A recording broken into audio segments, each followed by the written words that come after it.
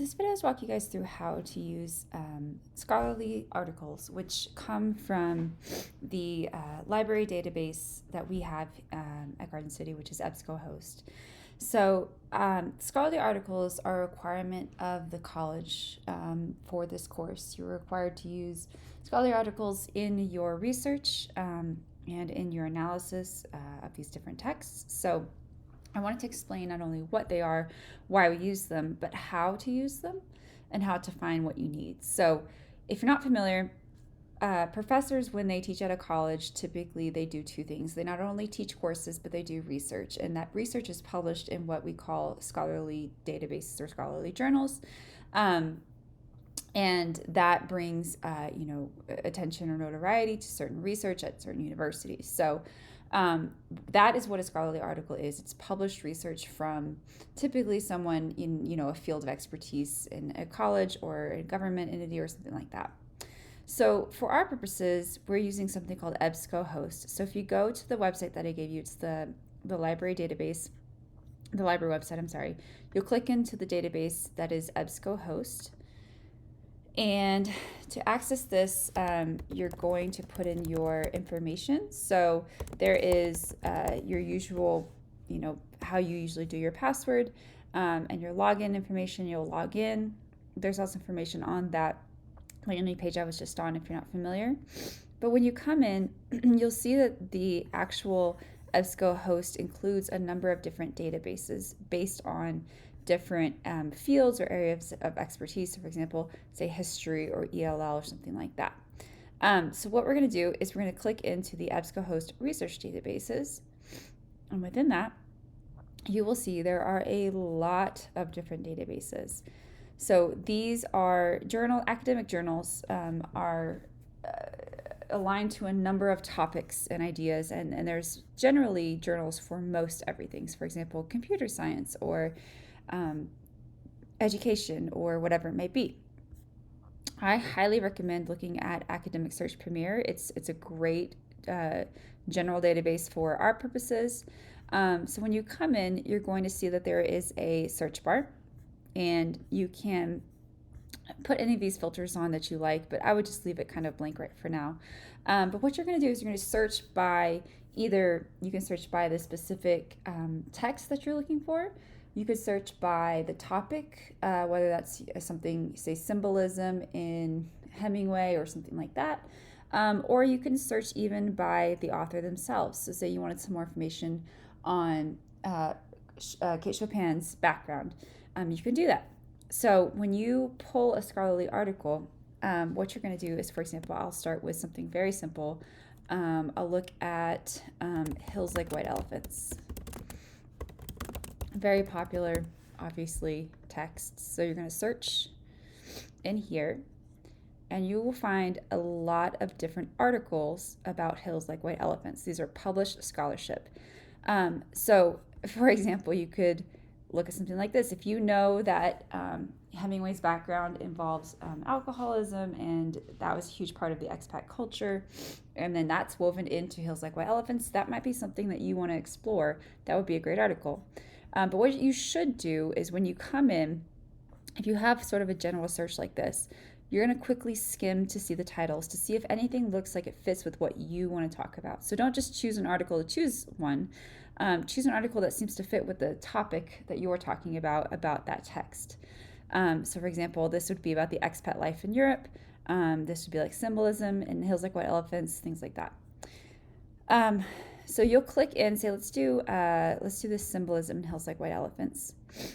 It'll take us into this article within this journal, and it'll show us the source. So this is the journal that it comes from.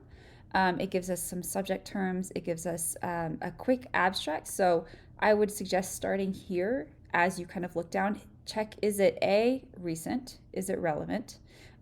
Is it B, by a credible author or source? Is it again published in a academic journal? And C, check out the abstract and see if it fits with what you need it to talk about. So this is looking at the symbolism in Hills Like White Elephants. I'm looking at the hills, sorrow and joy, et cetera, et cetera, et cetera. That sounds like it might be of interest to me. So what I'm going to do is I'm going to click on PDF of the full text, And what I'm not going to have to do is necessarily read every single word. When you're looking at scholarly articles, I highly suggest you skim for the information that you need, because some of these can be hundreds of pages long. Some of them can be, okay, that's an exaggeration, sorry, but they can be quite long. They can be 25, 30, 50 pages, whereas some of them can be 2 to 3. So I would simply first skim the article to see, does this fit with what I need it to do? Is it useful to me and my source, in my argument that I'm making about this text? And if it's not, go ahead and go back and continue searching. If it is, then I would say do a deeper read. Again, and if you do go on to grad school, you'll see that this is true. There's a lot of content that you have to read, so I wouldn't say that you need to read absolutely everything word for word. But what you do need to do is do a little bit of a deeper dive to see what the author is saying and does that argument fit with your own. So in this case, this is only 2.5 pages. I could do a quick read of this and say, you know what, this source works for me. I need this as my support for my own argument. I'm talking about symbolism in Hills Like White Elephants. This is perfect. And the way that I would use that is I would make sure that I introduce the author and the source. So I would say, I forget the author's name on this one, but I would say John Smith says in his article, Hemingway's Hills, Symbolism in Hills Like White Elephants, that, and then I would put, say, my few quotes that I want to pull from the source as evidence to support my claim. That emphasis by position and repetition clearly suggests the importance of Hemingway attached to this comparison, whatever it might be. So that's how you use a scholarly article. That's how you find them. That's how you evaluate them. That's how you integrate them into your analysis. Now, I did want to point out really quick, if, for example, I'm analyzing a poem or a piece of text or whatever it might be, and I would rather focus on a topic or something biographical or historical, I may just look up, say, for example, Kate Chopin, and I'll see what comes up. Now, I can see that this has to do with the story of the awakening, but it may have something useful as far as my analysis of Story of an Hour. I may want to pull in something that talks about her specific, this concept, for example. This is a much more general concept related to this idea of this madness of a woman in the 19th century, and how that has this idea of liberation. We see that in Chopin. We see that in Charlotte Perkins Gilman. So this might be highly useful for me. So I might go in and actually read that article, and I can check out the abstract first to see, would it actually be useful for me and what I want to talk about. So I see that this actually does touch on the Story of an Hour, and this may be a great article for me. The last way that you can look, like I said, is something topical. So for example, I might say setting in, here we go, in Edgar Allan Poe, or setting in specifically the Cask of Amontillado. So I might look at something like this. Now, I'm not talking about Stephen King in my argument, but I may find something specific around the Poe's general use of the Gothic that could be used in my own argument. Same thing here with another text that he might be talking about, or I can put it in specifically in Cask of Amontillado and see what comes up.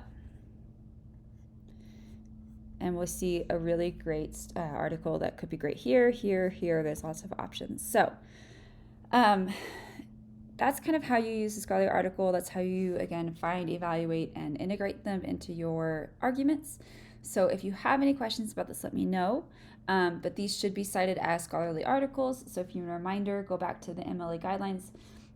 You can also always use MLA.com or easybib.com. Those are really helpful for citations on bibliographies. And let me know if you have any questions. But otherwise, go ahead and move on to your next assignment.